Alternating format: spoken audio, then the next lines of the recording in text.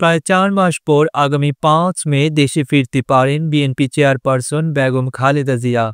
2 পুত্রবধূসহ 4 মে London থেকে তার রওনা দেওয়ার কথা রয়েছে। বিএনপি চেয়ারপারসনের ব্যক্তিগত চিকিৎসক এবং দলটির স্থায়ী কমিটির সদস্য এবিএম জাহিদ হোসেন গণমাধ্যমকে একথা জানিয়েছেন। বিএনপি চেয়ারপারসনের সঙ্গে তার বড় ছেলে তারেক রহমানের স্ত্রী জুবাইদা রহমান এবং ছোট ছেলে প্রয়াত আরাফাত রহমান কোকোর স্ত্রী সৈয়দা শামিলা রহমান এবং জাহিদ হোসেনও দেশে ফিরবেন। জাহিদ হোসেন জানান, বেগম জিয়ার স্বাস্থ্যের চূড়ান্ত পরীক্ষাগুলো হচ্ছে এবং শুক্রবার 2 মের মধ্যে এগুলো শেষ হয়ে যাবে। শারীরিক দিক থেকে খালেদা জিয়া অনেক ভালো আছেন বলেও জানান তিনি।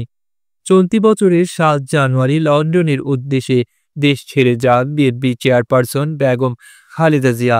কাতারের আমিরের পাঠানো এয়ার অ্যাম্বুলেন্সে করে লন্ডনের হিথ্রো বিমানবন্দরে পৌঁছান তিনি। ৭৯ বছর বয়স্ক Begum Khaleda Zia liver cirrhosis, kidney সমস্যা, হৃদরোগ সহ বিভিন্ন জটিল রোগে ভুগছিলেন। সেখানে তাকে দ্য লন্ডন ক্লিনিকে ভর্তি করা হয়।